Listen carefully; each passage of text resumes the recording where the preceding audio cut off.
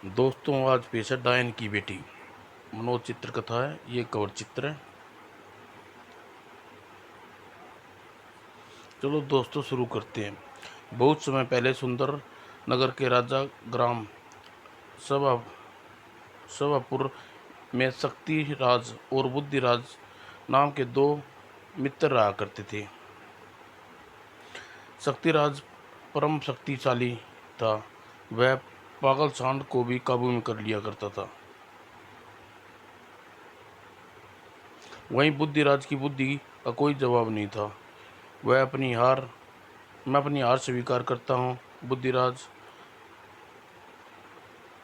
तुम मुझसे बड़े विद्वान हो और चतुर जरूर जरूर हो। अरे, मोहनपुर के महापंडित ने छोकरे से हार मान ली। लेकिन उन दोनों के मन में कोई काम काज में नहीं लगता था। अतः घर वाले हमेशा नाराज रहते थे। एक दिन माँ, एक कचौरी और देना ना। हाँ हाँ, क्यों नहीं, कम से कम काम न काज दुश्मन अनाज का, कमाने का देला नहीं और खाने का नाम पूरा घर जितना खुराक अकेला खा लेता है। देखो माँ, तुम मुझे खाते पीते टोका मत करो। बेटा, तुम में इतना गौरव है तो अपनी माँ का टोकना तुमसे बुरा लगता है तो काम धंधा क्यों नहीं करो। लेकिन बापू, क्या काम करूं? मैं इस गांव में मेरे लायक कोई काम है ही नहीं। अरे, इतना हट्टा कट्टा होकर मुझसे पूछता है क्या काम करूं? अरे, तेरे जैसा जवान तो धरती का सीना अपने हाथों से चीर चीर कर उसमें भोजन व्यवस्था कर सकती हो। और तू है जो, तेरा बूढ़ा बाप दिन भर खेतों में काम करता है और तुझे खाने के अलावा कुछ सूझता नहीं। लानत है तेरे जैसे बेटे पर। देखो बापू, हर समय टोका टाका मत करो किया करो, वरना मैं किसी दिन घर छोड़ के चला जाऊंगा। अरे, दोस्त किसी और को देना। जहाँ कल घर छोड़ता है वहाँ आज छोड़, बल्कि अभी चला जा। ठीक है, तो मैं जा रहा हूँ। हाँ हाँ, जा। सुनता किसी नालायक। फिर सचमुच शक्तिशाली गुस्से में पैर पटकता हुआ घर से निकल गया। थोड़ी दूर जाने के बाद शक्तिसिंह गांव से बाहर बने शिवजी के मंदिर पर बुद्धिराज का इंतजार कर रहा था। दोनों मित्र प्रतिदिन यहीं मिला करते थे। भगवान, हे भगवान, क्या सचमुच आज मेरे प्रिय मित्र बुद्धिराज हमेशा के लिए मुझे बिछड़ जाएगा? क्योंकि मैं तो गांव छोड़कर जा रहा हूँ। लेकिन क्या मैं प्रिय मित्र क्या अपने प्रिय मित्र को प्रदेश में एक दिन नहीं बिता सकूंगा? भगवान, आज अपने बुद्धि की शादी लाला हरकिशन लाल की बेटी से तय करके आया हूँ। क्या सच? संयोग से उसी दिन घर पे। अरे, सुनती हो, भगवान कहाँ हो? क्या बात है जी, आज घर में घुसते ही आसमान सिर पे उठा रखा है। क्यों ना अपनी बेट क्यों न अपनी बेटी के हाथ बुद्धिराज के हाथ में देकर उसे अपना सारा कारोबार सौंप दूं और देखूं वह कितना बुद्धिमान है, मेरा कारोबार चलाता है या नहीं।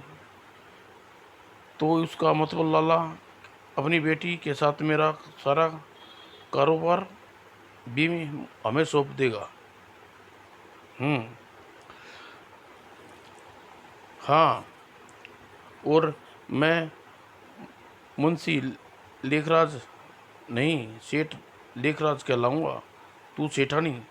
वाह, तो फिर मज़ा आ गया। ही। लेकिन माँ, मैं लाला की एक आंख वाली लड़की से शादी नहीं करूँगा। क्यों नहीं करेगा?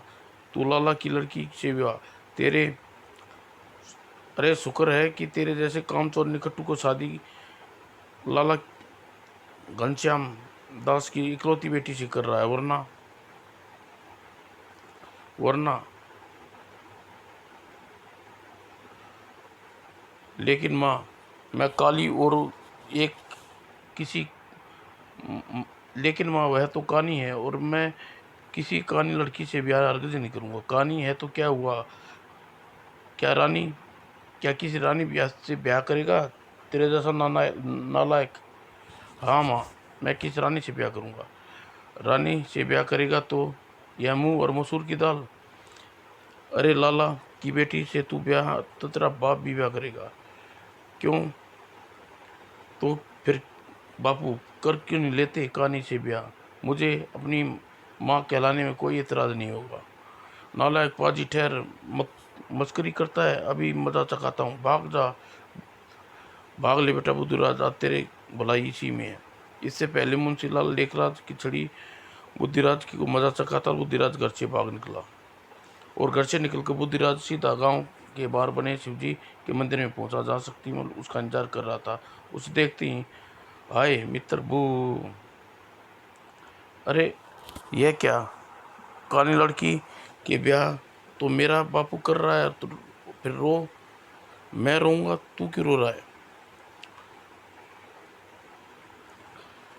देख बुद्धि, तू हर समय मजाक मत किया कर। आज मैं जीवन भर रोने दे।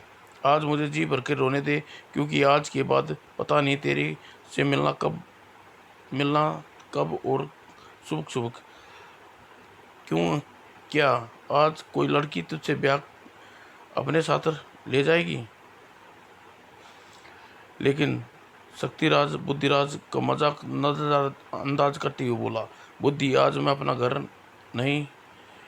घर ही नहीं, वह गांव भी छोड़कर जा रहा हूँ। तुझे लेकिन तुझे अपना घर या गांव छोड़ने का इतना दुख नहीं है जितना मुझे तुझसे बिछड़ने का है मित्र। क्यों न तू भी घर गांव छोड़ दे, जल्दी बता मित्र। और फिर शक्तिराज ने अपने घर में आंटी आज कुछ सारा घटनाक्रम उसे फिर शक्तिराज ने अपने साथ घटी आज का पूरा घटनाक्रम उसे बता दी। उसकी पूरी बात सुनकर बुद्धिराजन एक का गंभीर हो गया। मैंने तेरी कहानी सुन ली मित्र। आज मुझे एहसास हुआ है कि अब हम जवान हो चुके हैं और शक्तिराज ने उसे घर अब हमें अपने माँ बाप का बोझ बनकर उसके बुढ़ापे का सहारा बनना चाहिए। तुम ठीक कहते हो। तो मैं किसी काम धाम की तलाश में नगर जा रहा हूँ। अकेले तुम ही नहीं, मैं भी साथ चलता हूँ। यानी आज तुम भी यानी तुम मेरे अपने माता पिता के अकेले छोड़कर चल दोगे? तुम ऐसा कदापि नहीं करेंगे, बल्कि मेरे यहाँ से जाने का तुम तुम मेरे माता पिता का ख्याल रखोगे। लेकिन ऐसा कदापि नहीं करेंगे, बल्कि मेरे यहाँ से जाने के बाद तुम और मेरे माता पिता का ख्याल रखोगे। और मित्र, मैं सिर्फ तेरी दोस्ती के लिए ही मैं नहीं मित्र, मैं सिर्फ तेरी दोस्ती के लिए ही नहीं, बल्कि इसलिए भी तेरे साथ चल रहा हूँ क्योंकि माता पिता के सम्मान में माँ बाप मुझे निकम्मा समझते हैं, इसलिए मेरी शादी किसी काली लड़की से करना चाहते हैं। हाँ, और मैं उस कहानी को कदापि बयान नहीं करना चाहता। साथ ही वह अब घर लौटूंगा जब घर वालों को कह दूंगा कि मैं निकम्मा नहीं हूँ। अगर ऐसी बात है तो चलो हम दोनों सिर्फ साबित कर देते हैं हम कामचोर निकम्मे नहीं हैं। फिर दोनों मित्र उसी समय नगर की ओर चल पड़े। चलते चलते शाम हो गई। बुद्धिराम, शाम हो गई है, अब हम रास्ते में पहले जो भी गांव दिखाई देगा उसी गांव में व्यतीत करेंगे और बाकी का सफ़र दिन में तय करेंगे। ठीक है? शेर दी, अरे शक्ति देखो, सामने शायद कोई गांव है, आओ चलकर उधर चलते हैं। जब दोनों बस्ती में पहुंचे, अरे यहाँ तो दिन अरे यहाँ क्या अभी दिन पूरी तरह डूबा भी नहीं या मौत का सन्नाटा है? पता नहीं क्या कारण है, आओ किसी घर में खुलवाकर कारण पूछते हैं। दोनों सामने वाले एक मकान की तरफ बढ़ गए। लेकिन अरे यह तो एक शेर के जोड़े में आक्रमण कर रहा है। अरे बाप रे, गुरु गुरु। एक पल के लिए के भयानक आक्रमण से दोनों बौखला गए, लेकिन अगले पल शक्ति राज पूरी शक्ति से शेर से भिड़ गया। गुर्र। अरे यह क्या मुसीबत है। देखो देखो शेरनी जी मुझे देखो देखो शेरनी जी, मुझे स्त्री जात पर हाथ नहीं उठाना। अरे यह क्या, लगता है बेचारा प्रदेश में है। और दोनों अपने दोनों वार खाली जाता देख शेरनी क्रोधित हो उठी और उसने पागलों की तरह बुद्धिराज पर वार कर दिया। उफ। अरे आप, बाप रे, लगता है यह पागल हो गई है। अगर जल्दी ही से छुटकारा न पाया तो, किसी उपाय न किया तो यह मुझे फाड़ खाएगी। और तभी बुद्धिराज को नजर कुएं पे पड़ी। उसने कुछ सोचकर आंखें चमकने लगी। आओ शेरनी जी, आपका अपनी खून की जगह कुएं का मीठा पानी पिलाऊं। और अगले ही पल बुद्धिराज ने मुंडेर पर था। गुर्र। और क्रोधित शेरनी ने बुद्धिराज पर छलांग लगाई। आओ। और बुद्धिराज तुरंत अपना स्थान छोड़कर परिणाम स्वरूप गई काम से। और उधर तब शक्ति राज ने शेर को काबू पा लिया था। गुर्र। अरे कितना शक्तिशाली युवक है। एक शेर की टांग चीर डाली। और फिर शाबाश नौजवानों, दोनों ने इन आदमखोर शेर को मारकर हमारे गांव वालों पर एहसान किया है। इस इन्होंने गांव में हमारा जीना बहुत जन हानि की थी। तो ये क्या आदमखोर अक्सर इस गांव में घुस जाते थे। अरे भाई, यह पूछो कि आदमखोर शेर का जोड़ा किस दिन गांव में नहीं आता था। और जब वह जोड़ा गांव में आता, एक दो इंसानों को संख्या कम कर देता। ओह धन्य है भाग हमारे, आज रात तुम दोनों इस गांव के मेहमान हो। शुक्रिया बुजुर्गवार। और फिर रात को उनकी खूब आदर संस्कार किया। और नौजवान, तुम कौन हो और इस गांव में कैसे आना हुआ। हम दोनों पास के गांव सवापुर के रहने वाले हैं। काम काम काज की तलाश में नगर जा रहे थे, लेकिन शाम गिरने से कारण रात को इसी गांव में व्यतीत करने का इरादा से आए थे। सुबह होते ही गांव वालों से विदा लेकर नगर की ओर चल पड़े। और जब नगर में पहुंचे, सुनो सुनो खासवाम सुनो। अरे आओ शक्ति देख, नगर में घुसते ही सैनिक हमें कौन सी कहानी सुनाता है। फिर राज्य में एक खास और आम को सूचना किया जाता है कि कल के दिन जादूगर कपाली राजमहल में राजकुमारी चंद्रप्रभा को उठा कर ले गया है। जो भी व्यक्ति राजकुमारी जी को उस जादूगर के चुंगल से मुक्त कराएगा, राजा वीरेंद्र सिंह न केवल राजकुमारी का विवाह उससे कर देंगे, बल्कि अपना पूरा राजपाट उसे सौंप देंगे। डम डम डम। क्या राजकुमारी चंद्रप्रभा का उपहरण? क्यों शक्ति, क्या कहता है? यार बुद्धि, हमारे लिए तो कुछ भी कर दिखाने का अच्छा अवसर है, लेकिन जादूगर कपाली क्या भला है और कहाँ रहता है, इससे हमें कुछ पता लगे तो शायद कुछ बात बने।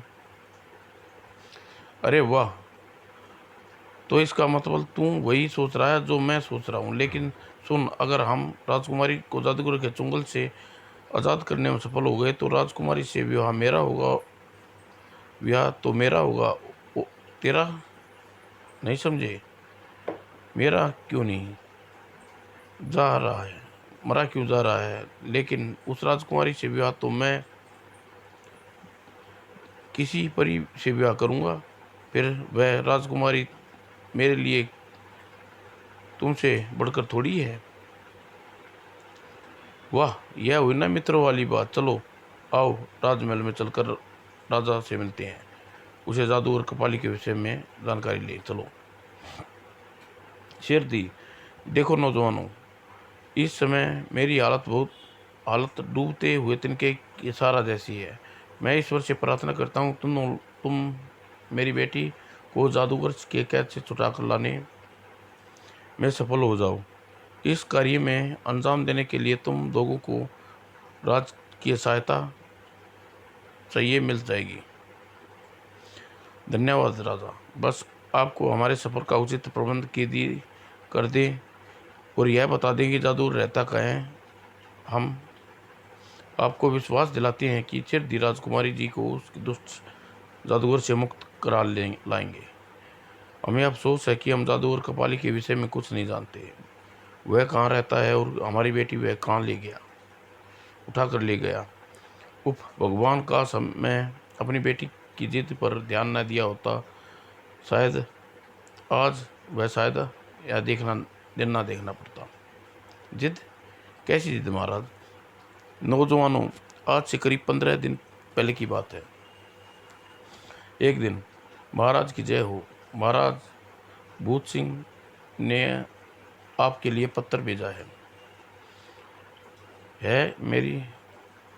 मेरे बेटी का विवाह का प्रस्ताव है, और जिसे पढ़ने के बाद मुझे पहली बार एहसास हुआ मेरी बेटी चंद्रप्रभा जवान हो गई है, लेकिन प्रेम ब्याह योग्य हो गई है। फिर मैंने उस पत्र को लेकर अपनी बेटी के पास गया। बेटी, रायगढ़ का राजा अपने पुत्र भूपेंद्र वीर से तुमसे 7 हाथ मांगा है, लेकिन साथ में राजकुमार का चित्र भी भेजा है। तुम जल्दी से निर्णय कर लो, बताओ कि ताकि हम कोई उत्तर भेज सके। पिताजी महाराज, क्योंकि समाज में कोई कन्या अपने पिता का कन्यादान करना पड़ता है, अतः आपने विवाह की बात करने हुए शर्माऊंगी। लेकिन पिताजी, मैं चाहती हूँ कि मेरा पति मेरी पसंद का हो। मेरा पति एक वीर पुरुष हो, बल्कि एक योग्य इंसान भी हो।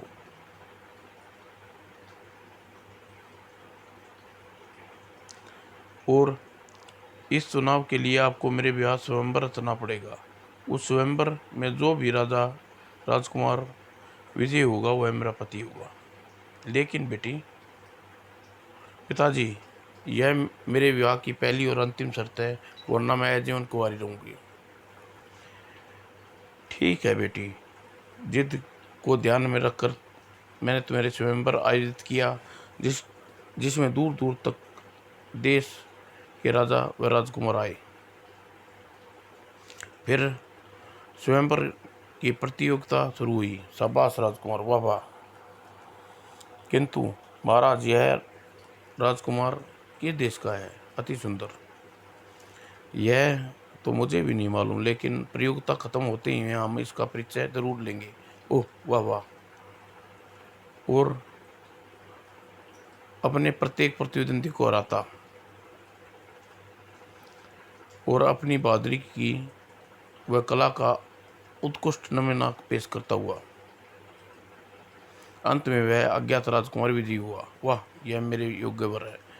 काश, शाबाश अज्ञात देश के बेनाम राजकुमार, तुम वाकई हमारी राजकुमारी योग्य हो। किंतु तुमने पहले राजकुमारी को अपने गले में वरमाला डाले। कृपया अपना तथा अपने खानदान का पूरा परिचय करवाइए। सुनहरी घाटी। महाराज, सुनहरी घाटी में राजा कपाली हूँ, लेकिन यह नाम तो आज तक हमने पहली बार सुना है। कहाँ है यह देश?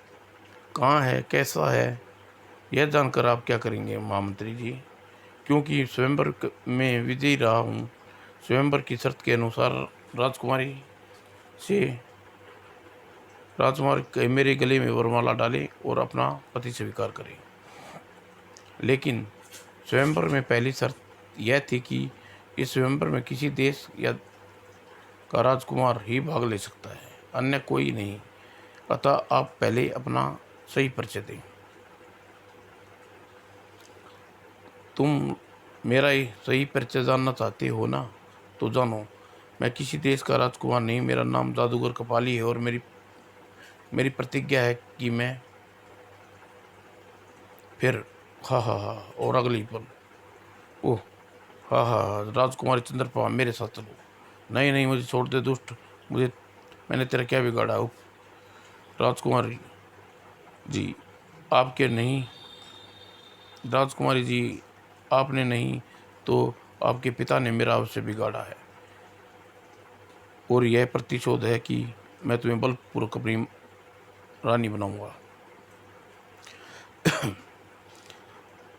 क्या प्रतिशोध है तुमने? मैं जानता तक नहीं। हाँ हाँ राजकुमार, हाँ हाँ विजय दत्त, तू मुझे नहीं जानता तो क्या हुआ? मैं तो तुम्हें जानता हूँ।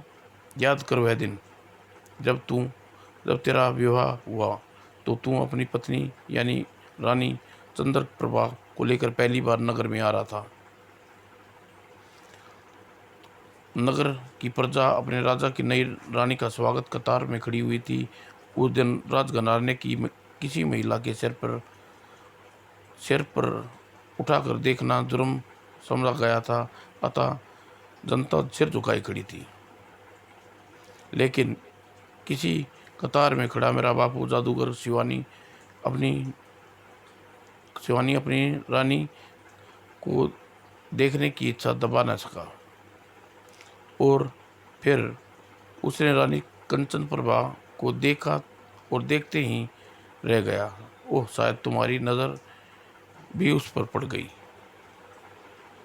और नज़र वह जो रानी कंचन प्रभा कितनी सुंदर है, काश यह मेरी पत्नी होती। सैनिकों, पकड़ लो इसी और गुस्ताख को, अभी इसी समय इसका सिर कलम कर दो, ताकि यह कभी किसी तरह इस तरह उद्यम न कर सके। और फिर सैनिकों ने उसी समय मेरे बापू को मौत की घाट उतार दिया। बापू,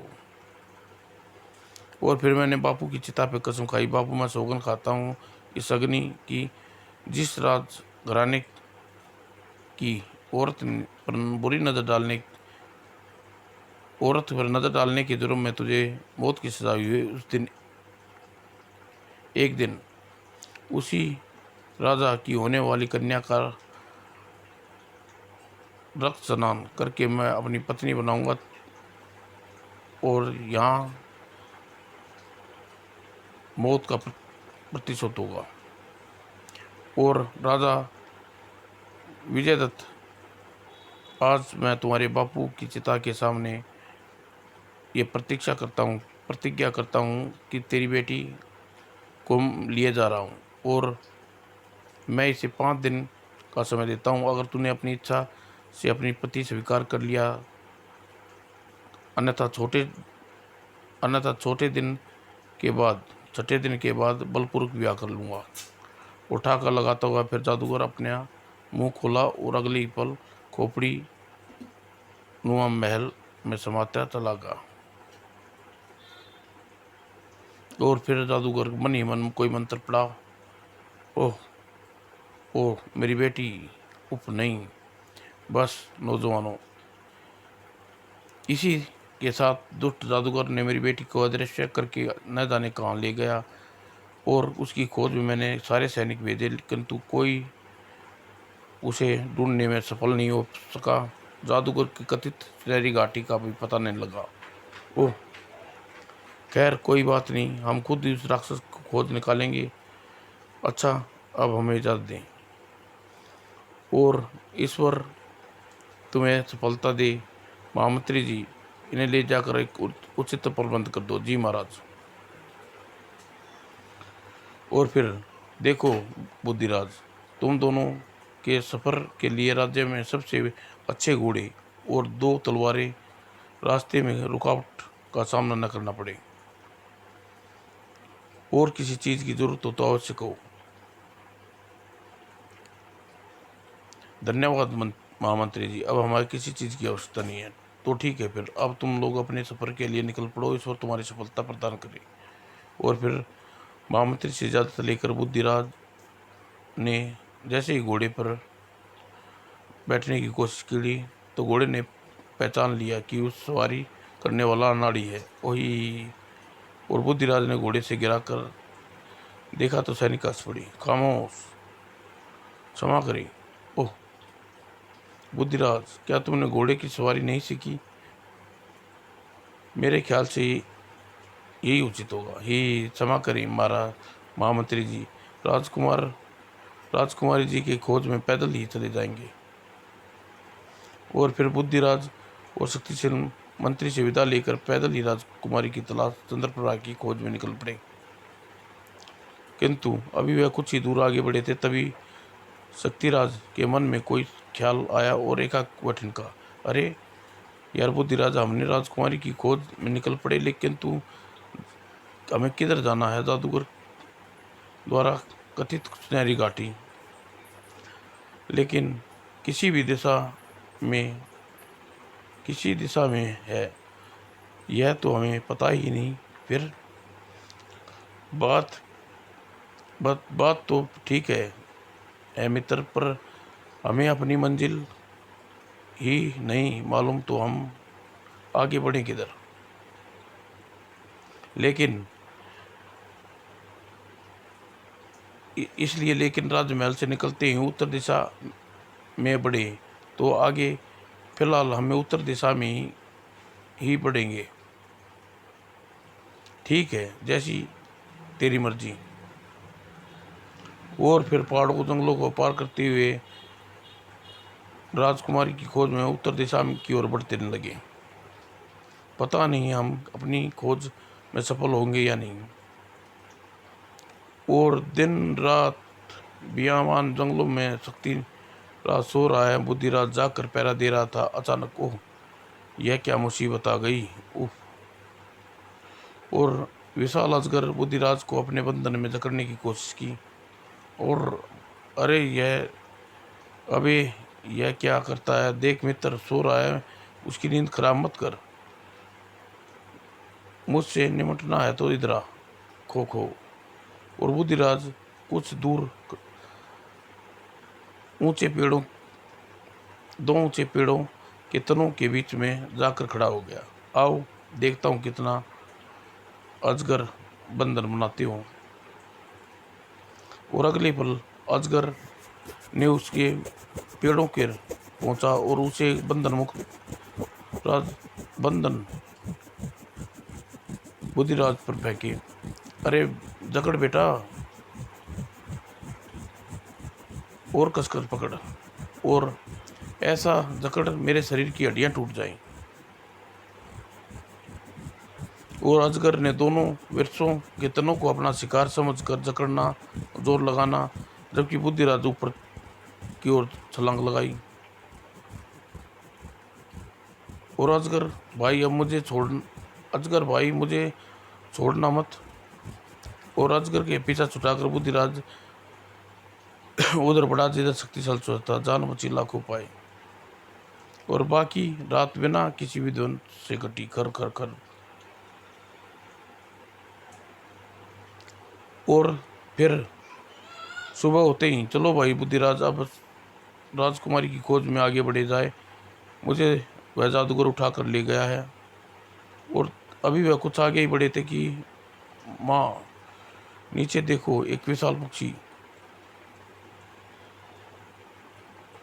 माँ नीचे देखो, माँ नीचे देखो, एक शिकार ने दो। अरे वाह, मजा आ गया। शक्तिराज व बुद्धिराज अपने सिरों पर मंडरा रहे खतरे से। चलो भाई बुद्धिराज, राजकुमारी की खोज में आगे बढ़े। पता नहीं जादूगर उसे कहाँ उठा के ले गया। हाँ भाई, चलो भाई। कहते हो न, राजा खोजा जाए तिन पाइया गहरे पानी में ऐठे। और अरे वह मजा आ गया। और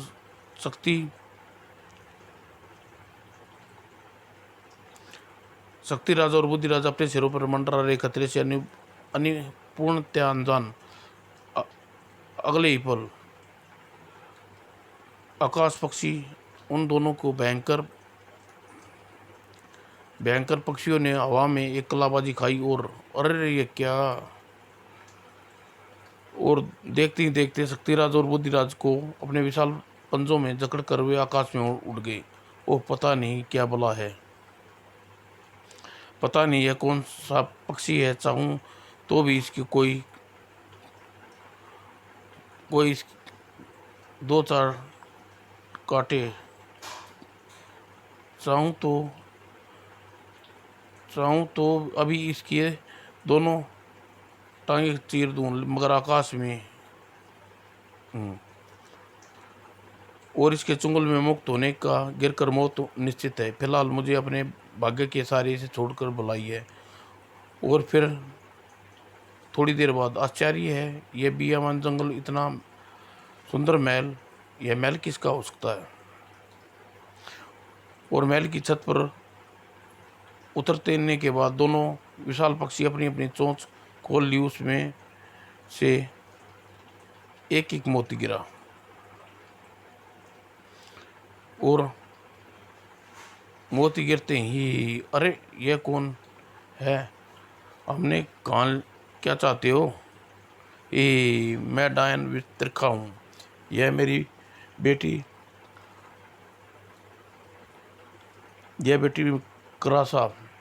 कसाला है। दोनों अपने आहार बनाने ले हैं। वाह, कितना सुंदर सजीला नौजवान है।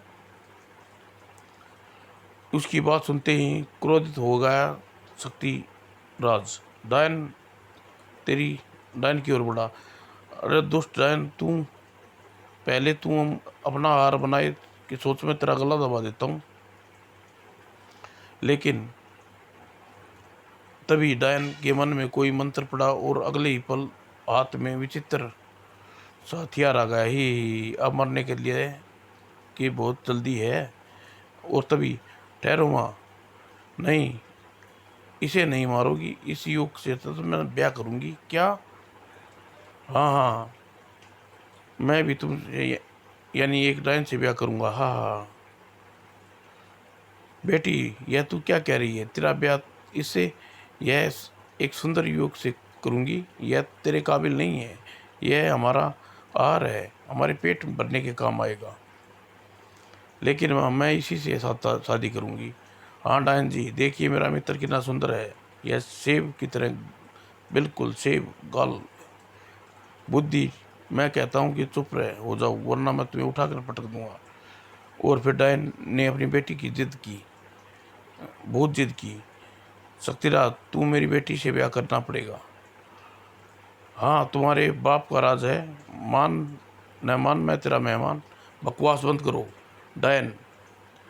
तभी, यदि क्रोध में तू मेरी बेटी के साथ ब्याह नहीं करेगा, राजी नहीं हुआ, तो मैं तुम्हारे दोस्त को मारकर खा जाऊंगी, उसके बाद मैं तुझे भी। कहने के साथ डायन ने भयानक अंदाज में बुद्धिराज की ओर बढ़ी। अरे अरे शक्तिराज भाई, मेरे दोस्त, जल्दी हाँ कर ले, वरना सपनों की राजकुमारी से ब्याह करना, ये डायन सच में ही मार कर खा जाएगी। अरे वाह, सपनों की राजकुमारी ही। कहते हुए बुद्धिराज ने शक्तिराज को विशेष इशारा किया।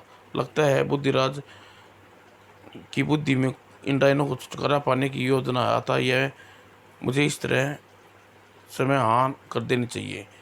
अंत में, हाँ, मैं तुम्हारी बेटी से विवाह करूंगा, लेकिन बदले में तुम्हें मेरे मित्र को कोई दुर्व्यवहार नहीं करोगी। मुझे मंजूर है, लेकिन विवाह अभी और इसी वर्ष में होगा। इन दोनों दुष्ट आत्माओं से छुटकारा पाने के लिए मुझे इसकी शक्ति का सही अनुमान लगाना जरूरी है। ओह, मैं मैं कितनी खुशनसीब हूँ। क्या शक्तिराज का विवाह डायन की बेटी के साथ हो उसका? क्या डायन की बेटी